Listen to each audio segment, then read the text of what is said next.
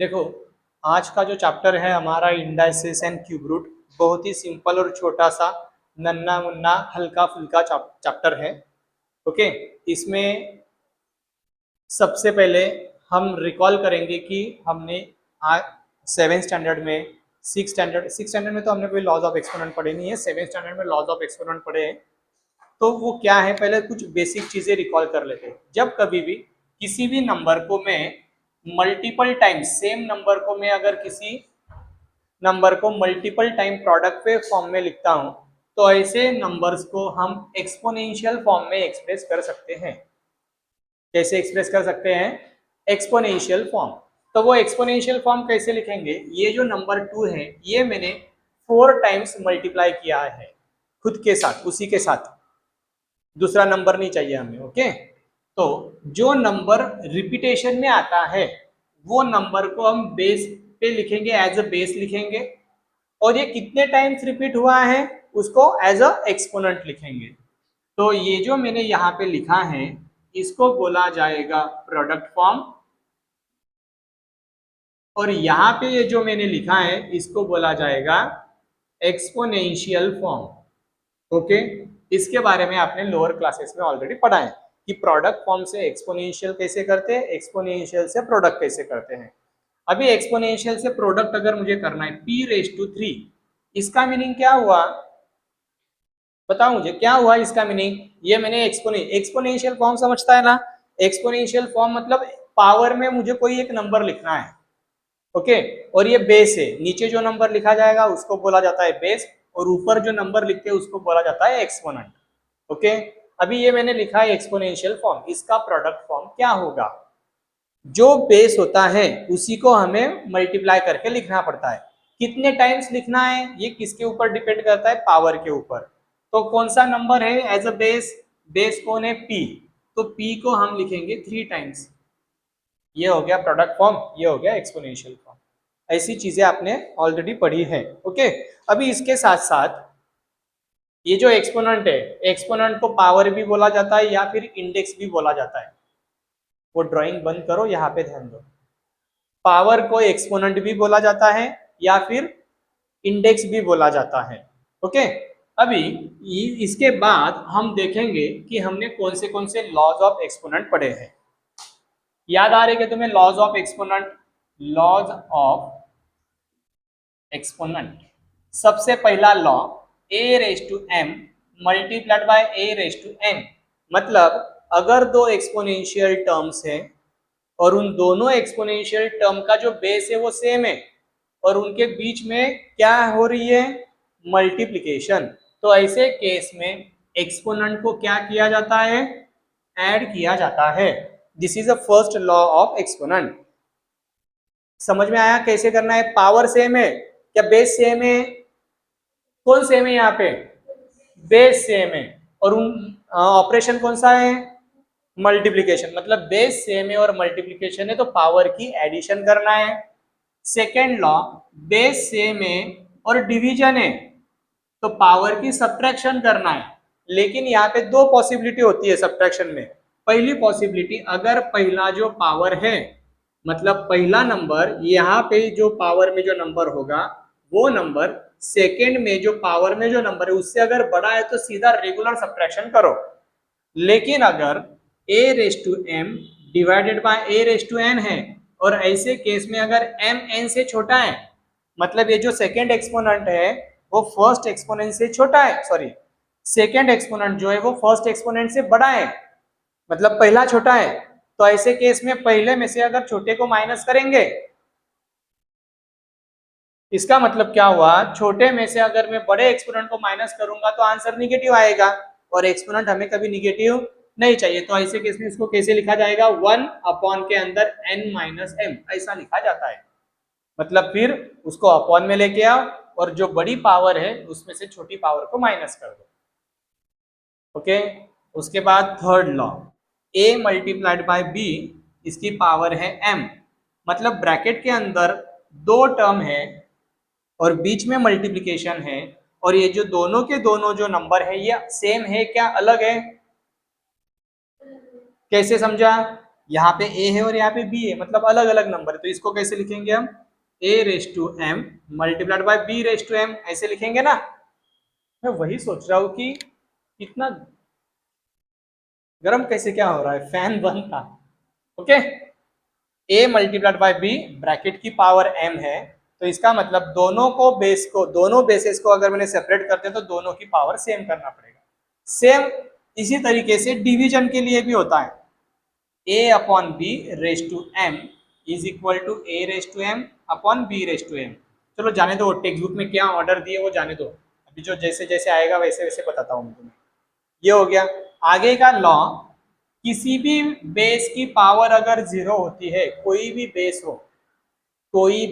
हो, वो बेस की पावर अगर 0 होगी तो आंसर हमेशा 1 आता है। समझा।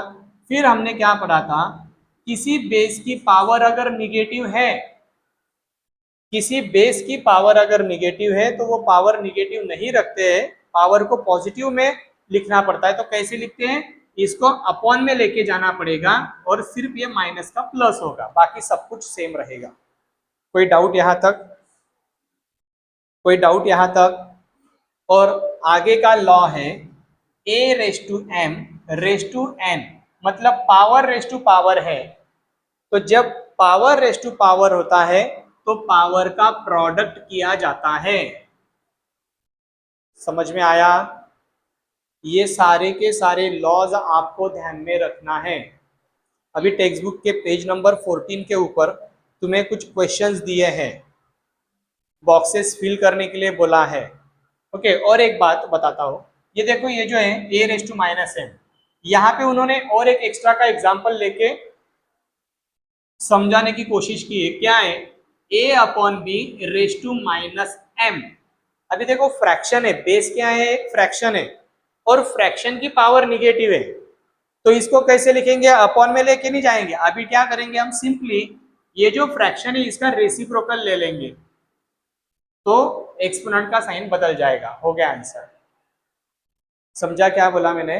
अगर फ्रैक्शन की पावर निगेटिव है, उसको हमें पॉजिटिव करना है, तो क्या करना पड़ेगा, फ्रैक्शन का जस्ट रेसिप्रोकल ले लो। रेसिप्रोकल मतलब क्या, ऊपर का नीचे, नीचे का ऊपर, तो पावर अपने आप पॉजिटिव हो जाएगी। अभी अपने आप नहीं हुई, यहाँ पे ये लॉ लगा है, ये लॉ के हिसाब से ये ट्रांसफॉर्म हुआ है। समझा। तो ये शॉर्टकट तरीका था ध्यान में रखने का, मैथमेटिकली हमें इसको सॉल्व करना पड़ेगा अदरवाइज। क्लियर। चलो अभी आगे के जो एग्जाम्पल है, क्या वो एग्जाम्पल आप सॉल्व कर लोगे या बताओ तुम्हें आंसर। चलो बताता हूँ, पेज नंबर 14 के ऊपर ये लॉज अभी मैं रफ करता हूँ अभी। ओके, ध्यान में रखो कि कहा टेक्स्ट बुक के अंदर दिया है, क्या लिखना है। अगर आपको लिखना है तो आप लिख लो, और अगर आप यूट्यूब पे देख रहे हो बच्चे तो आप इसका स्क्रीनशॉट निकाल सकते हो। ये ऑलरेडी टेक्स्ट बुक के अंदर पेज नंबर 14 के ऊपर दिया है। ये अभी इन लॉज का यूज करके हम वो एक्टिविटी बेस्ड क्वेश्चन सॉल्व करेंगे। चलो लेट अस सॉल्व। अभी देखो ये जो पेज नंबर 14 के ऊपर ये जो एक्टिविटी बेस्ड क्वेश्चन दिया है, अभी इनको हम लॉज अप्लाई करके सॉल्व करेंगे। कैसे, देखो यहाँ पे दोनों के दोनों बेसेस सेम है और इनके बीच में मल्टीप्लीकेशन है, तो जब बेस सेम होते हैं और मल्टीप्लीकेशन होता है तो पावर की क्या होती है, एडिशन। तो यहाँ पे पावर है 5, यहाँ पे पावर है 2, तो 5 + 2 कितना, 7। तो ये आंसर यहाँ पे 3⁻7 आएगा, 3⁻7। डिवीजन है, क्या हो रही है इनके बीच में, बेस सेम है, तो जब बेस सेम है और डिवीजन होती है तो पावर की सब्ट्रैक्शन होती है। तो पहला नंबर 7, उसमें से 9 को माइनस करेंगे तो आंसर क्या आएगा, -2। अभी माइनस आंसर आ रहा है। अभी फिलहाल यहाँ पे उन्होंने जिस तरीके से हमें लिख के दिया है उसी हिसाब से हम आंसर लिखेंगे। ओके, जनरली पावर को निगेटिव नहीं रखते, हम उसको नीचे ट्रांसफॉर्म कर लेंगे डिनोमिनेटर में, लेकिन यहाँ पे वो स्टेप दी नहीं तो हम इसको एज इट इज लिखेंगे। पावर की पावर अगर है, पावर की पावर है तो पावर का प्रोडक्ट हो जाता है, तो पावर की पावर क्या आएगा, प्रोडक्ट। 4 5 जा, समझ रहा है क्या तुम्हें, समजता है मी काय शिकवतोय ते, लक्षात येत आहे का फक्त हो म्हणता है। अभी देखो ये पावर निगेटिव, जे मैं यहाँ पे समझा रहा था आपको, यहाँ पे पावर निगेटिव है, पावर कभी भी निगेटिव नहीं रखते, तो इसको पॉजिटिव करने के लिए क्या करना पड़ेगा, ये पूरा एक्सप्रेशन अपॉन में लेकर जाना पड़ेगा, और जब ये अपॉन में आ जाएगा तो पावर का सिर्फ साइन चेंज होगा, बाकी कुछ भी नहीं होगा। समझा। और न्यूमरेटर में हमेशा 1 होना चाहिए, अदर देन 1 कोई नंबर लिखना नहीं।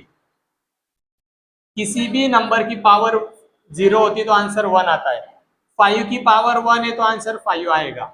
अभी देखो ब्रैकेट के अंदर 2 नंबर है और दोनों नंबर ब्रैकेट के अंदर है और ब्रैकेट की पावर 2 है, इसका मतलब दोनों की पावर सेम होगी, यहाँ पे 2 यहाँ पे 2। अभी देखो ये फ्रैक्शन है, फ्रैक्शन में अलग अलग हो जाएगा और सेपरेट पावर आ जाएगी। अभी इसकी पावर निगेटिव है, ये पॉजिटिव करने के लिए क्या करना होगा, यहाँ पे 3 है, ये पावर पॉजिटिव हो गई है, निगेटिव पावर पॉजिटिव हुई है, इसका मतलब मुझे यहाँ पे रेसिप्रोकल लिखना पड़ेगा, नीचे वाला नंबर ऊपर, ऊपर वाला नंबर नीचे। इस तरीके से ये एक्टिविटी आपको कंप्लीट करनी थी। ओके, तो चलो फिर अभी हम आगे का जो प्रैक्टिस सेट है 3.1 उसको समझने की कोशिश करते हैं, लेकिन उसके पहले कुछ बेसिक चीजें हैं। अभी देखो मीनिंग ऑफ रैशनल इंडेक्स, इसका मतलब अब तक हमने जितने एग्जाम्पल देखे इसके पहले, वो सारे नंबर का जो इंडेक्स था वो क्या था, एक तो नेचुरल नंबर था या फिर निगेटिव नंबर था कोई। ओके, लेकिन अभी अगर कोई इंडेक्स रैशनल नंबर है, रैशनल नंबर यानी P/Q फॉर्म में है, तो उसको किस तरीके से सॉल्व किया जाता है, उसका मीनिंग क्या होता है वो समझते हैं। सबसे पहले अगर मैंने यहाँ पे ऐसा लिखा, ये क्या है, पहले ये रीड करके बताओ मुझे, बताओ क्या है ये, क्या है ये बताओ। स्क्वायर रूट के अंदर मैंने 32 लिखा है, इसका मतलब मुझे 32 का स्क्वायर रूट चाहिए। ओके, अभी ये नंबर मैंने सिंबल के फॉर्म में लिखा है, मुझे अगर इसको रैशनल इंडेक्स में लिखना है तो कैसे लिखेंगे हम, तो इसको मैं लिखूंगा, ये जो नंबर है अंदर का, ये अंदर का नंबर एज अ बेस लिखना है, और ये जो रूट है इसका मीनिंग होता है स्क्वायर रूट। क्या होता है, तो जब कभी भी हमें स्क्वायर रूट लेना होगा तो पावर में हमें 1/2 लिखना पड़ेगा। तो मैं अभी आपको यहाँ पे लिख के देता हूँ कि पावर में कब क्या लेना है। स्क्वायर रूट अगर होगा तो पावर में 1/2 लिखो, क्यूब रूट अगर होगा तो पावर में 1/3 लिखो, फोर्थ रूट अगर होगा तो पावर में 1/4 लिखो। यहां से एक बात आपको समझ में आ रही है, हमें जो रूट चाहिए वो नंबर अपॉन में है और न्यूमरेटर में हमेशा 1 है, 1 के अलावा दूसरा नंबर नहीं लेना है, वहां पे मीनिंग अलग होता है। अगर मुझे फिफ्थ रूट चाहिए, क्या चाहिए, फिफ्थ रूट चाहिए, तो फिफ्थ रूट कैसे लिखेंगे, 1/5 एंड सो ऑन। इस तरीके से हम किसी भी नंबर को रैशनल इंडेक्स में एक्सप्रेस कर सकते हैं। क्लियर, समझ में आया। मैंने अगर यहाँ पे ऐसे लिखा है क्यूब रूट में 27, तो इसका मीनिंग क्या हुआ, 27 का क्यूब रूट। इसको हम रैशनल इंडेक्स में कैसे लिखेंगे, अंदर जो नंबर है वो बेस लिखो, और ये जो अभी यहाँ पे ऑर्डर क्या है 3, तो यहाँ पे क्या लिखेंगे हम 1/3, क्योंकि इसका मीनिंग होता है क्यूब रूट। यहाँ पे अगर कोई नंबर नहीं है तो उसका मीनिंग होता है स्क्वायर रूट। कभी कभी आपको कंफ्यूज करने के लिए ऐसे 2 भी लिख के देते हैं, फिर बच्चे सोच में पड़ जाते हैं कि सर ये 2 है क्या, कोई फर्क नहीं है, 2 लिखो या ना लिखो कोई इक्वेशन में फर्क पड़ता नहीं। ऐसा अगर दिया है फिफ्थ रूट ऑफ 32, इसको कैसे लिखेंगे हम, 32 बेस में लिखेंगे, और ये जो है 5, ये हम 1/5 इस तरीके से लिखेंगे। समझा, समझ में आया। इसको रीड कैसे करना है वो भी बताता हूँ। अभी देखो ये हमने बेस लिखा है, पावर 1/2 है, रैशनल नंबर है, तो इसका मीनिंग क्या हुआ, स्क्वायर रूट ऑफ 32। इसको कैसे रीड करेंगे, इसको कैसे रीड करेंगे, यहाँ रे यहाँ पे क्या है 3, तो क्या बोला है मैंने 1/3 होगा, तो क्या बोलना है cube root, cube root of 27। इसको कैसे रीड करेंगे, फिफ्थ रूट, 5 रूट नहीं, fifth root, fifth root of 32। अगर मैंने ऐसे लिखा 179 इसको क्या बोलेंगे हम, फोर्थ रूट ऑफ 179। समझा। अभी सेम इसी तरीके से आपको आगे का प्रैक्टिस सेट सॉल्व करना है 3.1। चलो लिखते हैं। ये जो प्रैक्टिस सेट 3.1 है, इसका पहला क्वेश्चन क्या बोला है, express the following number in the index form. ये आपको सेंटेंस में दिया है, वर्ड में दिया है, इसको इंडेक्स के फॉर्म में लिखना है। कैसे लिखना है, एकदम सिंपल है। देखो इसके सामने इज इक्वल टू करके भी लिख सकते हो या फिर नीचे लिखो। क्या बोला है, फिफ्थ रूट, जो रूट बोला है, फिफ्थ बोला है इसका मतलब 1/5, सिक्स्थ बोला है 1/6, सेवेंथ बोला है 1/7, स्क्वायर बोला है 1/2, क्यूब बोला है 1/3, ऐसे लिखना है। तो यहाँ पे हम बेस में 13 लिखेंगे और रूट में क्या लिखेंगे, 1 पावर में 1/6, खत्म।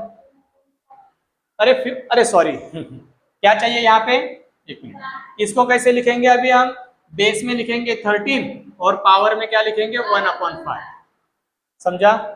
चेक कर रहा था मैं, आपका ध्यान है क्या नहीं, हाँ ध्यान दे रहे। इसको कैसे लिखेंगे, कौन लिख के बताएगा मुझे, लिखना है, चलो बता। देखो बेस में क्या लिखेंगे 9 और पावर में क्या लिखेंगे 1/6। इसको कैसे लिखेंगे, बेस में पावर में 1/2, क्योंकि स्क्वायर रूट है ना। इसको कैसे लिखेंगे, बेस में 17 पावर में, बोलो, हाँ ऐसे नहीं करना है, ऐसा अगर कर दिया तो मीनिंग चेंज हो जाएगा। इसका मीनिंग क्या हुआ, 17 का क्यूब, हमें क्यूब नहीं चाहिए, क्यूब रूट चाहिए, समझा। यहाँ पे 8 रूट यानी 100 का पावर क्या होगी 1/8, यहाँ पे 30 बेस और रूट पावर 1/7। कोई शक। नंबर 2 जिसमें बोला है write in the form of nth root of a, इसका मतलब आपको ये जो एक्सप्रेशन दिखाई दे रहा है इसको वर्ड में लिखना है। कैसे लिखना है, एकदम सिंपल है बच्चों, कुछ भी डिफिकल्ट नहीं है। लिखना कैसे, जो पावर में दिखाई दे रहा है उसको th लगाओ, डिनोमिनेटर वाले नंबर को क्या लगाना है, डिनोमिनेटर में क्या लगा है, क्या है, उसको th लगाओ, क्या होगा फोर्थ, और आगे लिखो रूट। कैसे लिखेंगे, फोर्थ रूट ऑफ 81। यहाँ पे न्यूमरेटर में पावर में क्या है 2, तो इसको टूथ रूट नहीं बोलना है स्क्वायर रूट बोलना है, स्क्वायर रूट ऑफ 49। यहाँ पे फिफ्थ रूट ऑफ 15, यहाँ पे नाइन्थ रूट ऑफ 512। इसको कैसे लिखेंगे, 19th रूट, है ना, सिंपल है ना, मजेदार चुटकुले है ये, है ना। लास्ट वाला आप करोगे अभी या वो भी करके दूं, 7th रूट लिखो, 7th रूट ऑफ 6। सर ऐसे क्वेश्चन आने चाहिए सर एग्जाम में, ये क्वेश्चन मतलब एक क्वेश्चन 2-2 4-4 मार्क के लिए आना चाहिए, ऐसा नहीं होता है, ये क्वेश्चन एक ही मार्क्स के लिए आएगा। ये जो सेकेंड टॉपिक है जिसमें हमें अभी क्या पढ़ना है, ऐसे इंडेक्स देखना है जिसमें इंडेक्स रैशनल, पिछले वाले टॉपिक में भी रैशनल ही था, इधर ध्यान दो मैं क्या बोल रहा हूँ, सुनो पहले। पिछले एग्जाम्पल में भी हमने रैशनल इंडेक्स ही पढ़ा, लेकिन फर्क ये था कि वो हर एक रैशनल नंबर का जो न्यूमरेटर था वो 1 था, समझा। लेकिन अभी हमें ऐसे रैशनल देखना है, नंबर रैशनल नंबर देखना है जो इंडेक्स में आएंगे और वहां पे न्यूमरेटर और डिनोमिनेटर दोनों के दोनों नंबर अदर देन 1 होंगे, समझा। तो ऐसे नंबर्स का जो एक्सपोनेंट होगा वो जो रैशनल रहेगा उनको किस तरीके से हमें रीड करना है, उनका मीनिंग क्या है वो समझते हैं। सबसे पहले हम एक एग्जांपल लेते हैं। फॉर एग्जांपल मैंने अगर यहाँ पे 8 रेज टू पावर में लिखा 2/3, अभी ये जो नंबर है ये नंबर का जो एक्सपोनेंट है, ये जो नंबर है इसका जो एक्सपोनेंट है वो रैशनल नंबर है। पिछले वाले एग्जांपल में भी रैशनल थे, लेकिन फर्क क्या था, न्यूमरेटर में 1 आता था। ये नंबर का मीनिंग क्या होगा, क्योंकि यहाँ पे अभी न्यूमरेटर में तो अदर देन 1 नंबर है, तो अगर ऐसे न्यूमरेटर में अदर देन 1 नंबर आएंगे तो उनको हमें क्या करना पड़ेगा, डायरेक्ट रीड नहीं करना है, क्योंकि ऐसा अगर डायरेक्ट मीनिंग निकालेंगे तो गलत होने के चांसेस है। तो हम इसको थोड़ा सा सिंप्लीफाई करेंगे। कैसे सिंप्लीफाई करेंगे, आपको लॉज ऑफ एक्सपोनेंट पता है, a raise to n is equal to a raise to m multiplied by m। ये लॉज ऑफ एक्सपोनेंट है जिसमें पावर की पावर अगर आती है तो हम दोनों पावर का मल्टीप्लिकेशन करते हैं। ये लॉज ऑफ एक्सपोनेंट पता है, तुम्हें पता होना चाहिए, क्योंकि अभी यही लॉ यहाँ पे इंपॉर्टेंट रोल प्ले करने वाला है। नहीं पता है तो फिर से बताता हूँ, किसी भी बेस की अगर पावर है और वो पावर की अगर मैंने फिर से पावर की तो पावर टू द पावर होता है प्रोडक्ट ऑफ द पावर। समझा? अभी ये जो है 8⁻²/3, क्या इसको मैं ऐसे लिख सकता हूं 8⁻1/3⁻², ऐसा लिख सकता हूं क्या? अभी आप बोलोगे सर ये ऐसे कैसे क्या हुआ, बताता हूं। अभी ये 8 की पावर मैंने क्या किया है, 8 की पावर क्या किया है मैंने 1/3। 1/3 का मीनिंग क्या होता है, और 8 का क्यूब रूट निकलता है, पता है हमें 8 का क्यूब रूट है 2। अभी मैंने ये ब्रैकेट के अंदर लिखा, लेकिन ये ब्रैकेट के अंदर मैंने ऊपर क्या लिखा है, पावर में 2 लिखा है। 2 क्यों लिखा? क्योंकि ये जो 2/3 है, ये 2/3 को मैं 2 × 1/3 ऐसा लिख सकता हूँ ना। 2/3 को मैं 2 × 1/3 लिख सकता हूँ, हाँ या ना? पता है ना तुम्हें ये चीजें? मतलब 2/3 को अगर मैंने 2 × 1/3 लिखा, अभी ये पावर टू द पावर के फॉर्म में, तो ये कैसे आएगा 8⁻1/3 × 2, और इन दोनों का मल्टीप्लीकेशन बन के क्या आएगा 2/3, जो हमारे क्वेश्चन में दिया है। मतलब हमने क्वेश्चन को थोड़ा सा अलग तरीके से लिखा ताकि उसका मीनिंग हमें समझ में आए। आपको समझा? आपको समझा मैंने क्या लिखा है? हाँ। तो अभी ये एक तरीका हो गया लिखने का। दूसरा तरीका ऐसा हो सकता है, कोई बोलेगा सर आपने जो 1/3 है वो अंदर क्यों लिखा है, वो बाहर लिखा होता तो, और बाहर वाला नंबर अंदर लिखा होता तो चलता क्या? चलेगा। तो वो कैसे लिखेंगे हम, 8 की पावर आएगी 2⁻1/3। अभी ये फिर से पावर रेस टू पावर हो गया, तो इन दोनों का प्रोडक्ट होके फिर से 2/3 आएगा।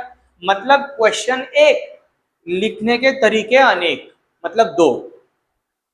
एक क्वेश्चन है लेकिन हम उसको दो अलग तरीके से लिख सकते। अभी इसका मतलब, इसका मीनिंग ये नहीं हुआ कि सर तो फिर दोनों में से कोई एक लिखे क्या? आप दोनों में से किसी को भी लिख सकते हो। ये जो नंबर है, तो ये नंबर को मैं इस तरीके से भी लिख सकता हूँ और ऐसे भी लिख सकता हूँ। चलो मीनिंग थोड़ा बाद में समझाता हूँ, और एक दो एग्जांपल लेते हैं ताकि आपको वो जो चीजें है वो थोड़ी फैमिलियर हो जाए। मैंने अगर यहाँ पे कोई एक नंबर लिखा 3⁵/4, इसको मैं ऐसे फॉर्म में लिखना चाहता हूं, तो क्या करूंगा मैं? सबसे पहले क्या करेंगे, 3 की पावर करेंगे हम 1/5, सॉरी 1/, हाँ एक बात हमेशा ध्यान में रखना, जहां पे जो नंबर है वो वहां पे ही आना चाहिए। ये डिनोमिनेटर में है ना, तो ये डिनोमिनेटर में ही आना चाहिए, ऐसा नहीं लिखना जैसे मैं अभी यहाँ पे लिखा था 1/5, ये गलत है। 5 तो न्यूमरेटर में है, न्यूमरेटर वाला नंबर डिनोमिनेटर में आना नहीं चाहिए, ये गलत माना जाएगा, समझा? तो इसको कैसे लिखेंगे हम, 3 की पावर 1/4 और इसके पावर में लिखेंगे 5, या फिर इसको हम ऐसे लिखेंगे 3 की पावर 5 और उसके पावर में लिखेंगे 1/4। समझा? समझ में आया? मैंने अगर अभी और एक एग्जांपल देता हूं, 7⁻3/7, इसको कैसे लिखेंगे, कौन बताएगा? 7⁻1/7 की पावर 3, या फिर 7 की पावर 3⁻1/7। समझा? मतलब न्यूमरेटर को सेपरेट लिखना है, डिनोमिनेटर को लिखते समय डिनोमिनेटर में लिखो और न्यूमरेटर में सिर्फ 1 लिखना है। अभी इनको रीड कैसे करना है, क्या करना है? अभी हमें रीड करते समय ऐसे जब नंबर, क्योंकि यहाँ पे आपको पूछा जाएगा write down the following in words, अभी इसको वर्ड में लिखो, इसको वर्ड में लिखो, ऐसा बोला जाता है। 1 या 2 मार्क के लिए ऐसा सवाल तुम्हें पेपर में पूछा जाएगा कि ये जो नंबर दिया है, ये नंबर को वर्ड में लिखो कि इसको किस तरीके से रीड करेंगे हम।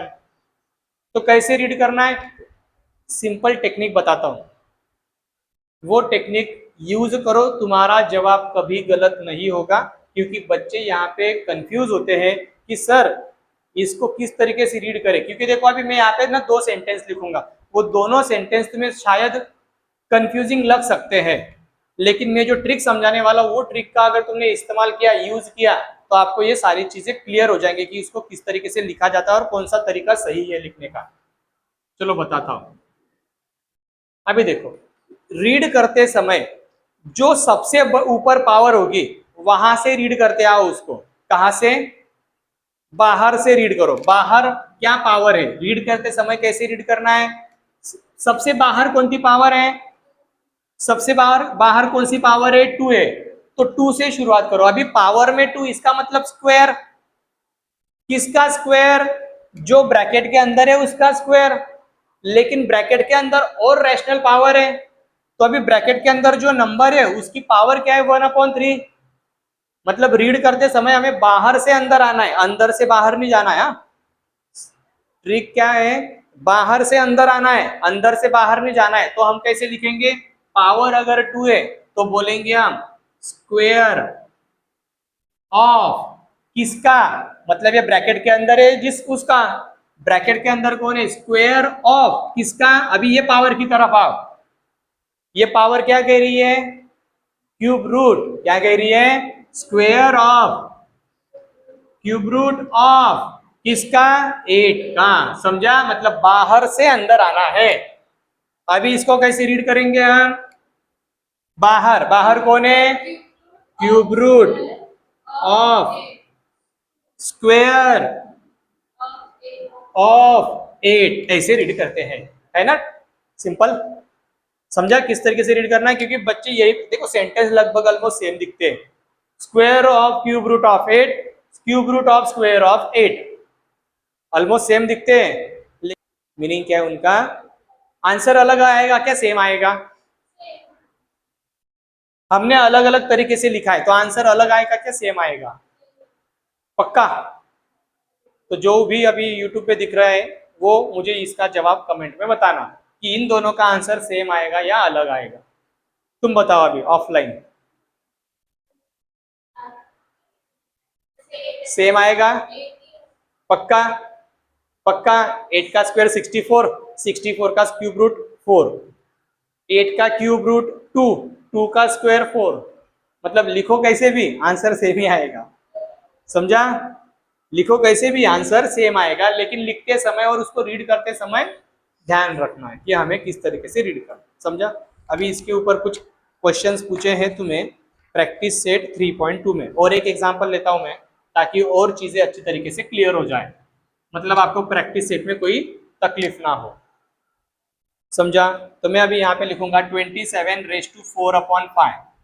चलो इसको कैसे लिखेंगे, 27 क्या लिखेंगे पहले, 1/5 दूसरा तरीका 27⁴1/5, दोनों को अलग अलग तरीके से रीड करेंगे हम। रीड करने के लिए क्या बोला है मैंने, जब कभी भी ऐसे नंबर तुम्हें पूछे जाएंगे, बहुत से बच्चे कंफ्यूज होते हैं कि सर इसको रीड कैसे करना है, लिखना कैसे है, हमें समझ में नहीं आता। सिंपल ट्रिक बताता हूं, क्या है, बाहर से अंदर आओ, अंदर से बाहर नहीं जाना है, बाहर से अंदर आओ। बाहर कौन है, तो यहाँ पे लिखेंगे 4th पावर, क्या लिखेंगे, 4th पावर। फिर अभी ये लिखने के बाद यहाँ पे लिखना है ऑफ, 4th पावर ऑफ, फिर अभी ये पावर क्या है, 1/5, 1/5 का मीनिंग होता है 5th रूट। ओके, जब ये नंबर फ्रैक्शन में आएगा और न्यूमरेटर में 1 आएगा तो उसको रूट ये शब्द लगाना है, और अगर ये फ्रैक्शन नहीं है, ये सिर्फ एक नंबर है, तो उसको पावर ये शब्द लगाना है। समझा, समझ में आया मैंने क्या बताया, अगर पावर में सिर्फ एक अकेला नंबर है तो उसको पावर ये शब्द लगाओ, और अगर कोई एक्सपोनेंट में 1 के साथ होगा तो उसको रूट लगाओ। तो क्या कैसे बोलेंगे, 4th power of 5th root of 27। इसको कैसे रीड करेंगे, बाहर क्या है, 5th root of 4th power of 27। तो ये है सिंपल तरीका। आ गया समझ में, स्कूल में हुआ क्या ये चैप्टर, हाँ, तो अभी तुम स्कूल में फटाक से जवाब देना। समझा, अभी इसको क्या बोलेंगे, इसको बोलेंगे पावर ऑफ रूट, और इसको क्या बोलेंगे, रूट ऑफ पावर। सिंपल है, इसको क्या बोलेंगे, पावर ऑफ रूट जब बोला जाएगा, पावर ऑफ रूट जब बोला जाएगा तो पावर बाहर रहेगी और रूट अंदर रहेगा ब्रैकेट के। समझा, चलो तो अभी हम 3.2 स्टार्ट करते हैं। अभी देखो ये जो अभी जो प्रैक्टिस सेट 3.2 है, इसमें आपको कुछ क्वेश्चंस दिए जो एक्सपोनेंशियल फॉर्म में, और उनका जो एक्सपोनेंट है वो m/n के फॉर्म में। तो इनको आपको पावर ऑफ रूट और रूट ऑफ द पावर के फॉर्म में लिखना है वर्ड में। तो कैसे लिखेंगे, देखो जो नंबर न्यूमरेटर में होगा उसको पावर शब्द लगाना है और जो नंबर डिनोमिनेटर में होगा उसको रूट ये शब्द लगाना है। इतना सिंपल टेक्निक है ये, ध्यान में आसानी से ध्यान में रखने का तरीका क्या है, जो नंबर पावर न्यूमरेटर में उसको पावर शब्द लगाओ और जो डिनोमिनेटर में उसको रूट ये शब्द लगाओ। तो अभी पावर ऑफ द रूट अगर बोला है तो इसका मतलब न्यूमरेटर से शुरुआत करो और रूट ऑफ द पावर बोला है तो डिनोमिनेटर से शुरुआत करो। मतलब यहाँ पे क्या आएगा, न्यूमरेटर में कौन है 4, तो इसको कैसे लिखेंगे हम, फोर्थ पावर ऑफ। अभी डिनोमिनेटर में आओ तो डिनोमिनेटर में क्या है 5, तो 5 को रूट लगा, fourth power of fifth root of और ब्रैकेट के बेस में जो है वो नंबर लिखो। अभी यही सेंटेंस उल्टा करके यहाँ पे लिखना है, fifth root of fourth power of 45। समझ में आया? इतना सिंपल है बहन जी। ओ मेरे 125 करोड़ देशवासियों, समझ में आया क्या? अभी बहुत ज्यादा हो गए, 140 के ऊपर चले गए। हाँ, अभी ये इसको कैसे रीड करेंगे, शुरुआत कहाँ से करना है, पावर ऑफ द रूट बोला है, पावर ऑफ द रूट बोला है तो ऊपर से शुरुआत करो, सिक्स्थ पावर, सिक्स्थ शांत बैठो, मैं बोलू क्या, सिक्स्थ पावर ऑफ, अभी डिनोमिनेटर में कौन है 7, उसको रूट लगाओ, सेवेंथ रूट ऑफ किसका, तुम्हारा मेरा या 81 का, तो 81 लिखो, समझा? अभी इसको रिवर्स कर दो, सेवेंथ रूट ऑफ फिर सिक्स्थ पावर ऑफ कितना 81। समझ में आया? इसको कैसे लिखेंगे बोलो, again fourth power of, very good शाबाश, 10th रूट ऑफ 100। अभी क्या लिखना है, root of the power, root of the power बोला इसका मतलब रूट से शुरुआत करो, यानी डिनोमिनेटर से शुरुआत करना है। तो डिनोमिनेटर से शुरुआत कैसे होगी यहाँ पे बताओ, 10th root of fourth power of 100। समझता है का? अभी इसको कैसे लिखेंगे बोलो, बराबर, या फिर क्यूब बोलेंगे, क्यूब ऑफ, पावर में अगर 3 आता है तो उसको क्यूब बोलते हैं ना, तो थर्ड पावर बोलो या फिर क्यूब बोलो। तो इसको कैसे लिखेंगे हम, cube of seventh root of 21 या फिर seventh root of cube of 27, ऐसा इसको लिखना है। समझ में आया? चलो, तो क्या है क्वेश्चन नंबर 2 जिसमें बोला है write down the following numbers in the rational index. किसमें लिखना है, रैशनल इंडेक्स में लिखना है। शुरुआत कैसे करने के लिए बोला है मैंने, बाहर से अंदर। ओके, तो इधर ध्यान दो, अभी सेंटेंस क्या दिया है इसके ऊपर भी वो डिपेंड है, इधर ध्यान दो। शुरुआत बाहर से अंदर करना है, सेंटेंस आपको जिस तरीके से दिया है उसी तरीके से नंबर को लिखना है। क्या बोला है, स्क्वायर रूट ऑफ, मतलब ये स्क्वायर रूट बाहर आना चाहिए, स्क्वायर रूट यानी 1/2। फिर लिखा है फिफ्थ पावर, यानी पावर में 5 आना चाहिए और बेस क्या है 1 to 1, हो गया आंसर। अभी इसको अगर और सिंप्लीफाई करके लिखना है तो हम ऐसे लिखेंगे 1 to 1 रेज टू 5/2। समझा? Power raise to power product हो जाएगा इन दोनों का, तो ये ऊपर 5 मल्टीप्लाइड बाय 1 5 होगा। समझा क्या? या फिर से समझाओ? चलो नेक्स्ट क्वेश्चन, क्या बोला है, cube of fourth root of 324, यानी 324 बेस होगा। हाँ, तो बोलो एक्सपोनेंट में क्या आएगा, ये ब्रैकेट के ऊपर क्या होगा, क्यूब मतलब बाहर क्यूब है और अंदर 1/4 है। इनको एक साथ कैसे लिखेंगे, 3/4। समझा क्या? समझ में आया क्या? सबसे पहले मैंने अभी लिख दिया क्या है यहाँ पे, बेस है 264, इसको ब्रैकेट के अंदर लिखेंगे। अभी क्या बोला है, फिफ्थ रूट, मतलब बाहर क्या होना चाहिए, 5 होना चाहिए। क्या रूट लगाए ना इसको, रूट मतलब वो अपॉन में आएगा 1/5। फिर ऑफ स्क्वायर यानी अंदर 2 आना चाहिए, बराबर। तो इसको सिंप्लीफाई कैसे करेंगे, 264 रेज टू, इन दोनों का मल्टीप्लीकेशन इन दोनों का मल्टीप्लिकेशन करते समय क्या करना है, ये न्यूमरेटर में लिखना है, बाकी कुछ भी नहीं करना है। ये अंदर वाला नंबर न्यूमरेटर में लिखो और अपन में 5 हो गया। अभी यहाँ पे cube of cube root of 3 यानी 3 बेस में आएगा, ब्रैकेट डालूंगा, क्या बोला है क्यूब यानी बाहर क्यूब और अंदर क्यूब रूट, समझा। तो 3/1/3 मल्टीप्लाइड बाय 3, ये 3 कैंसिल हो जाएगा, तो 3/1 यानी क्या 3 हो गया आंसर। तो यहाँ पे हमारा प्रैक्टिस सेट 3.2 कंप्लीट होता है।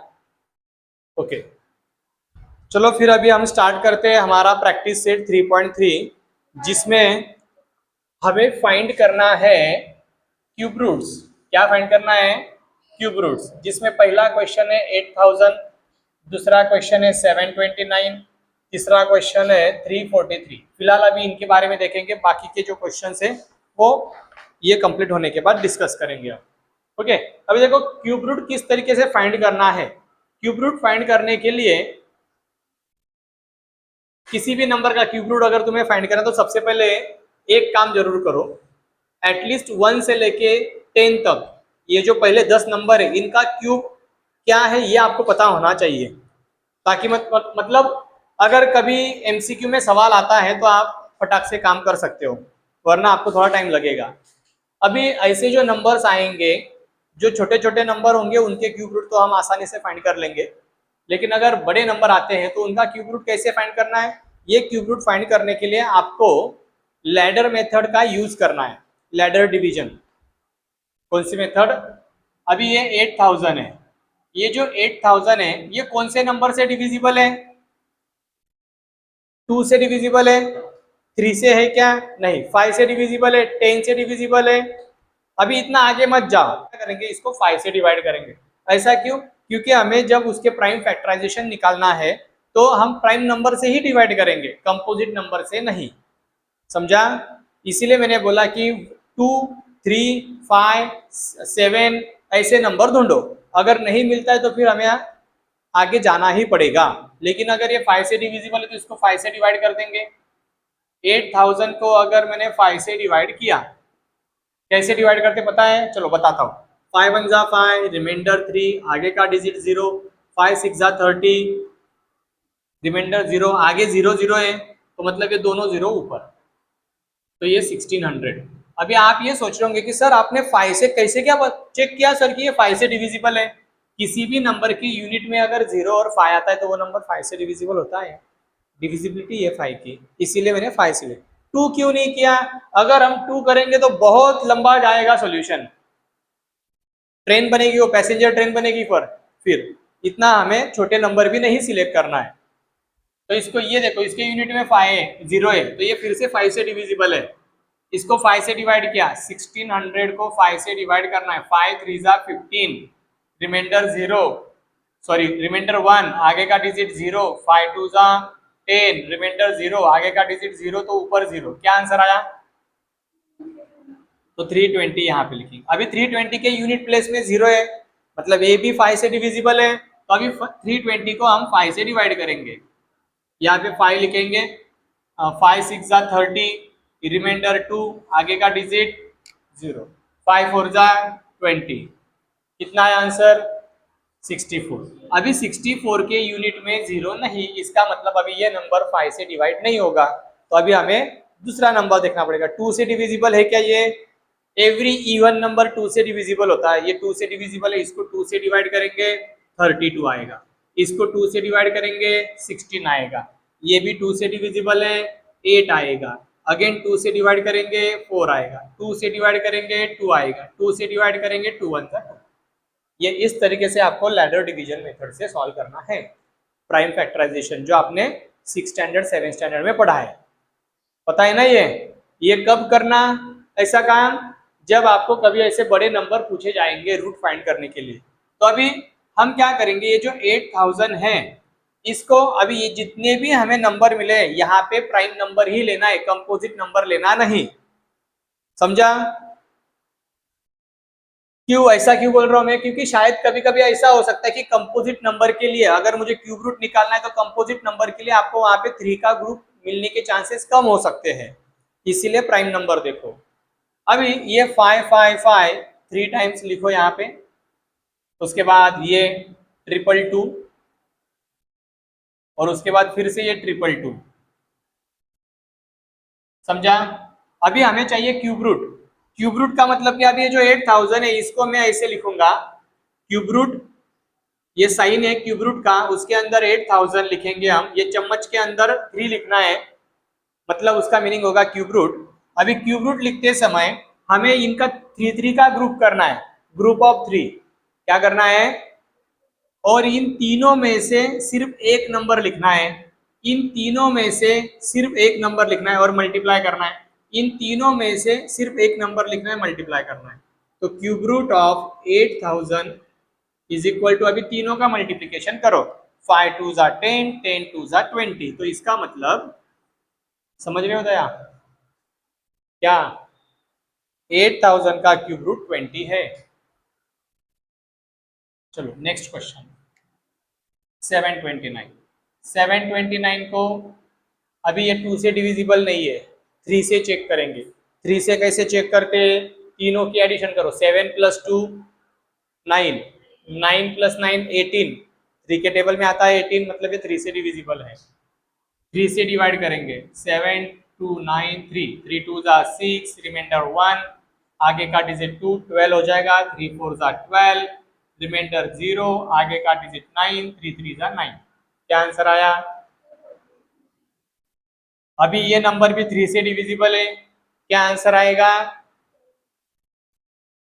3 8 जा 24, 3 1 जा 3, समझा, 81 आंसर आया ना। अभी ये नंबर भी 3 से डिविजिबल है, इसको 3 से डिवाइड किया तो आंसर क्या आएगा, 27। ये तो डिवीजन अभी कर सकते हो आप, इसको 3 से डिवाइड किया तो 9, इसको 3 से डिवाइड किया तो 3, और 3 को 3 से डिवाइड किया तो 1। तो 729 को कैसे लिखेंगे, 1 2 3 4 5 6, अभी हर जगह पे 3 है, तो 1 2 3 4 5 6, ये ग्रुप में 3 होने चाहिए। क्यूब रूट निकालना है तो 3 का ही ग्रुप बनना चाहिए। अगर आपने प्राइम फैक्टर निकाले और आपके ग्रुप में 3 का, सपोज कोई नंबर है जिसका 3 का ग्रुप बन रहा है, किसी पर्टिकुलर नंबर का नहीं बन रहा है, तो इसका मतलब एक तो आपने गलत किया है, नहीं तो फिर वो नंबर परफेक्ट क्यूब नहीं होगा, समझा। अगर पूछा गया है क्वेश्चन में कि इसका क्यूब रूट निकालो, इसका मतलब वो नंबर परफेक्ट क्यूब है। और अगर आपको ग्रुप में 3 नंबर नहीं मिल रहे, मतलब यहाँ पे 3 नंबर मिले लेकिन यहाँ पे नहीं मिले, यहाँ पे तो 2 ही है, इसका मतलब आपने कहीं तो कुछ ना कुछ गलत कैलकुलेशन किए है, फिर तो आपको इंश्योर करना पड़ेगा, समझा। तो अभी क्यूब रूट में 729 लिखेंगे, इज इक्वल टू ये एक 3 और ये एक 3, तो क्या आएगा आंसर, 3 3 जा 9, समझा।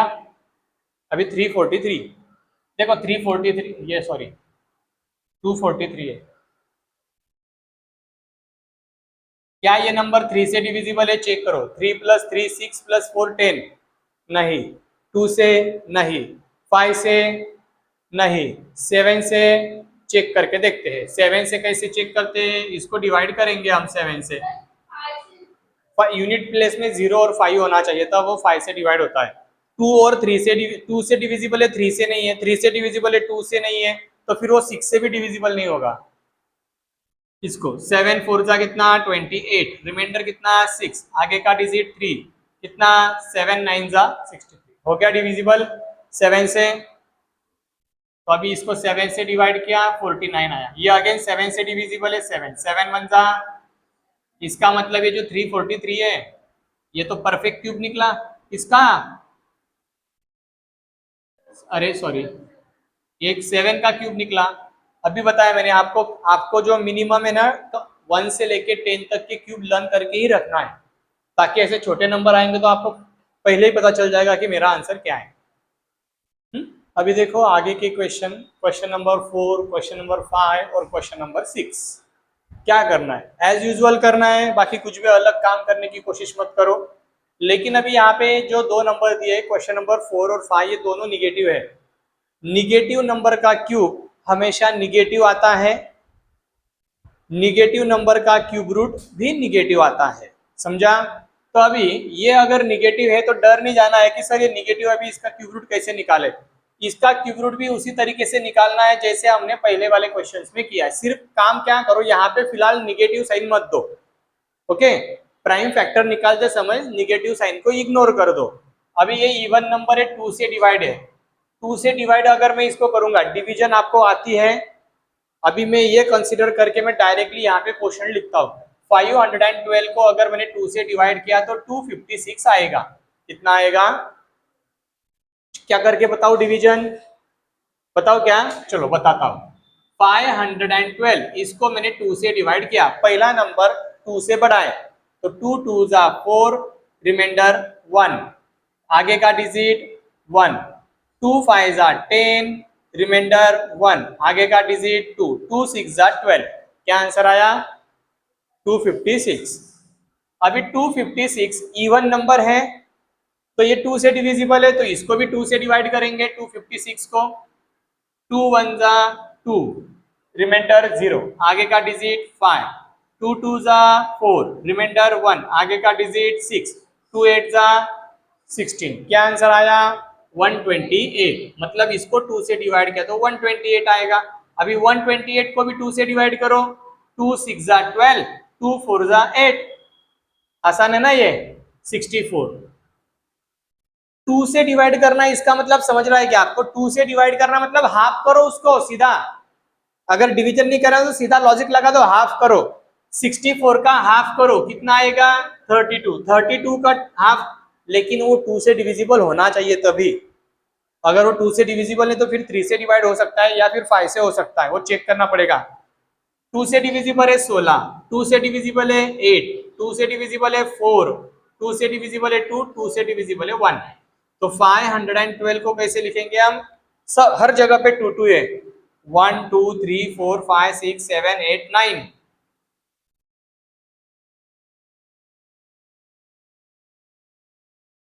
तो cube root of 512 is equal to इन तीनों में से एक, इन तीनों में से एक और इन तीनों में से एक। तो क्या आंसर है, cube root of 512 is equal to 8। लेकिन ये नंबर निगेटिव है, 512 क्या है, निगेटिव है, तो निगेटिव नंबर का क्यूब रूट कैसे लिखेंगे, निगेटिव नंबर का क्यूब रूट तो निगेटिव आता है, निगेटिव नंबर का क्यूब रूट क्या आता है, निगेटिव। तो अभी हम ऐसे नहीं लिखेंगे क्यूब रूट ऑफ -512, ये गलत है, ये माइनस साइन अंदर नहीं देना है, माइनस साइन कहां पे देना है, बाहर देना है, और आंसर को भी माइनस साइन देना है, समझा, लिखते समय ऐसे लिखना है, समझ में आया क्या। जब निगेटिव नंबर होगा तभी लिखना है, निगेटिव साइन अंदर लेके जाना नहीं, वो निगेटिव साइन अगर अंदर चला गया तो वो कॉम्प्लेक्स नंबर हो जाएगा जो आपको हायर क्लासेस में पढ़ना है 10th 11th 12th में। अभी ये नंबर 2744 2 से डिविजिबल है, इसको 2 1 जा 2, अभी डायरेक्ट करूँ ना डिवीजन, 2 3 क्या डिवीजन करके बताओ, डिवीजन करके जाएंगे तो ज्यादा टाइम जाएगा, ओके। 2 3 जा 6, रिमाइंडर 1, 2 7 जा 14, 2 2 जा 4, अगेन 2 से डिविजिबल है, 2 6 जा 12, रिमाइंडर 1, आगे का डिजिट 7, 1 7 17 हो गया, 2 8 जा 16, रिमाइंडर 1, 1 और 2 आगे का डिजिट 12 हो गया, 2 6 जा 12, फिर से 2 से डिविजिबल है, 2 3 जा 2, 4 जा 2, 3 जा, ये कौन से नंबर का क्यूब है, 7 का। अभी किया हमने तो अभी इसको डायरेक्ट 7 से डिवाइड करेंगे 49 आएगा, 7 से डिवाइड करेंगे 7 आएगा, 7 से डिवाइड करेंगे 1 आएगा, तो क्या आया 2744 is equal to 222 multiplied by 777। तो क्यूब रूट में क्या लिखेंगे, माइनस लिखेंगे बाहर, 2744 इज इक्वल टू इसमें से एक लिखेंगे और इसमें से एक लिखेंगे, शांत बैठो, -14, समझा। अभी ये लास्ट वाला नंबर पहले क्वेश्चन का लास्ट इवन नंबर है, यानी कि ये 2 से डिविजिबल है, हाँ या ना, बहुत बड़ा नंबर है ये, 2 से डिविजिबल है ये नंबर। चलो 2 से डिवाइड करते, इसको डिवाइड करता हूँ साइड में, 2 1 जा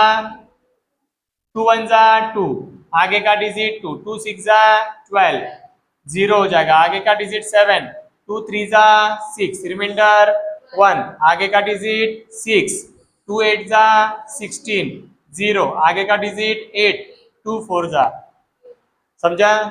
क्या आंसर आया 16384। यूनिट में 4 है यानी ये 2 से भी ये भी 2 से डिविजिबल है। तो चलो फिर अभी इसको डिवाइड करेंगे। अभी देखो 16384 इसको भी 2 से डिवाइड करेंगे। रुको जरा, 2 8 जा 16, रिमाइंडर 0, आगे का डिजिट 3, 2 1 जा 2, रिमाइंडर 1, आगे का डिजिट 8, 2 9 जा बोलो 18, रिमाइंडर 0, आगे का डिजिट 4, 2 2 जा रिमाइंडर 0। क्या आंसर आया 8192। इसके यूनिट में 2 आया है, मतलब ये नंबर अभी भी 2 से डिविजिबल है। तो इसको भी 2 से डिवाइड करेंगे। 2 4 जा 8, रिमाइंडर 0, आगे का डिजिट 1। अभी देखो यहाँ पे गलतियां क्या करते हैं बच्चे, सर ये 1 2 से डिविजिबल नहीं है तो हम आगे का डिजिट लिख के और 9 2 9 जा 18 ऐसे लिखेंगे। ये गलत तरीका है, ये गलत तरीका है। मतलब रिमाइंडर आने के बाद जो आगे का डिजिट आता है नीचे, उससे अगर वो नंबर बड़ा है डिवाइजर, तो आगे का उसके आगे का और डिजिट नहीं लेना है, इसको फिर 0 से डिवाइड करना है। समझा? हाँ, तो यहाँ पे 2 0 जा 0, रिमाइंडर 1, फिर अभी आगे का डिजिट लाओ नीचे। 2 9 जा 18, रिमाइंडर 1, आगे का डिजिट 2, 2 6 जा 12। क्या आंसर आया 4096।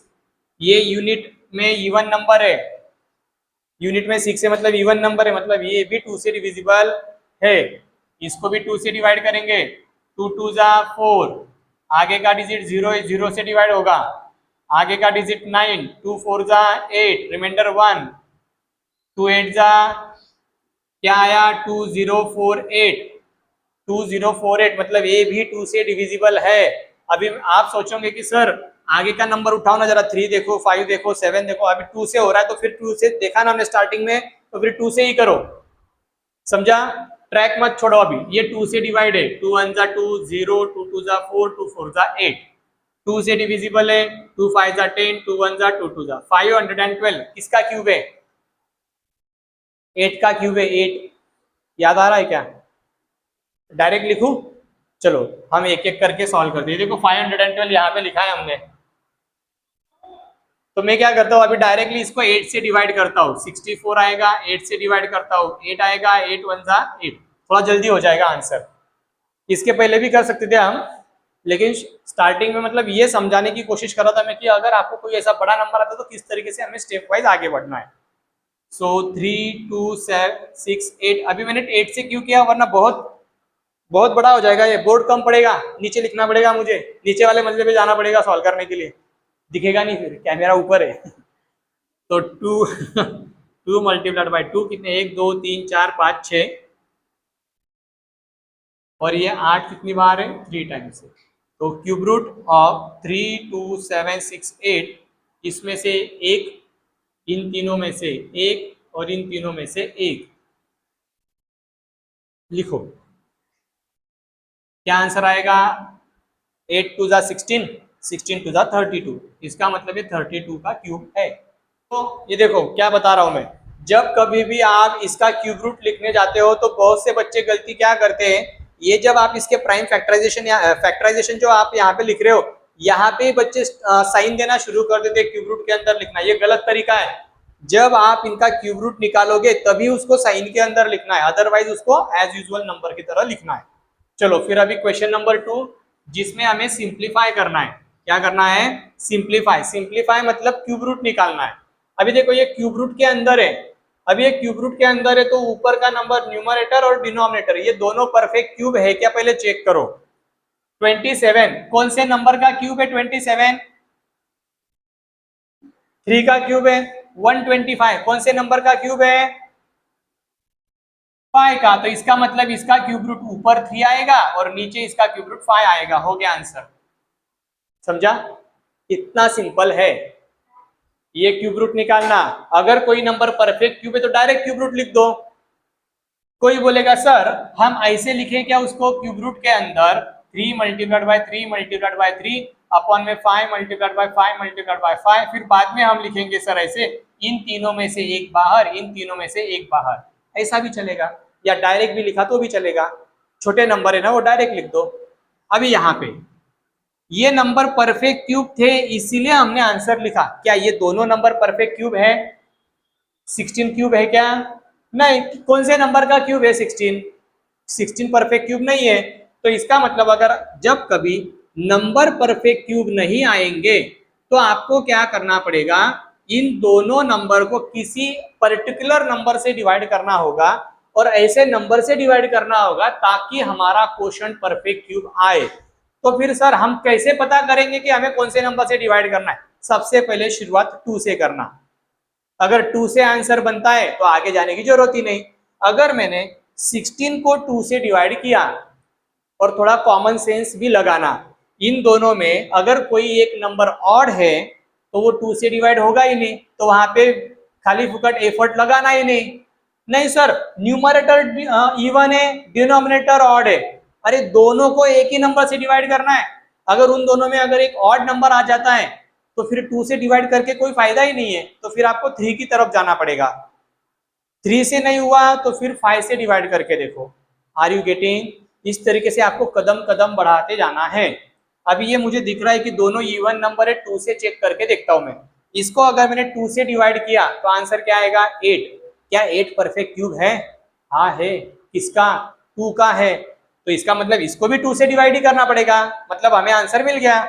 तो इसको 2 से डिवाइड किया, इसको 2 से डिवाइड किया, तो क्या आंसर आएगा? इसको डिवाइड किया तो 8 और इसको डिवाइड किया तो 27। तो अभी डायरेक्ट आंसर लिखेंगे। So therefore cube root of 16 upon 54 is equal to, इसका क्यूब रूट कितना है? 2 और इसका क्यूब रूट कितना है? 3। हो गया आंसर। समझा? अभी आगे का क्वेश्चन नंबर, लास्ट वाला क्वेश्चन है, एकदम सिंपल है। क्या है बताता हूं। कोई एक नंबर, चलो पहले लॉजिकली वो एग्जांपल लेने से पहले कुछ है ना, एक बेसिक चीजें समझा देता हूं मैं आपको। ये जो 729 है इसका क्यूब रूट है 9, दिया है उन्होंने। तो बोला क्या गया है, देन क्यूब रूट ऑफ 0.000729, इसका आंसर क्या होगा? अभी ये आंसर फाइंड करने से पहले कुछ 2-3 चीजें बताता हूं। कोई भी नंबर अगर डेसिमल में आता है, जैसे कि मैंने लिखा 0.2, और ये डेसिमल वाले नंबर का मुझे करना है क्यूब, इसका मतलब 0.2 multiplied by 0.2 multiplied by 0.2, 3 times आएगा। ये कितने टाइम आएगा? 3 टाइम। तो अभी 2 मल्टीप्लाइड बाय 2 मल्टीप्लाइड बाय 2 क्या होता है? 8। इन शॉर्ट 2 का क्यूब कितना है? 8 है। लेकिन हम इन तीनों का प्रोडक्ट कर रहे हैं और हर एक नंबर में डेसिमल है, तो जो हमारा रिजल्ट आएगा वहां पे डेसिमल पॉइंट के बाद कितने डिजिट आने चाहिए? टोटल 3, क्योंकि यहाँ पे डेसिमल के बाद एक डिजिट है, यहाँ पे एक डिजिट है, यहाँ पे एक डिजिट, टोटल 3 है।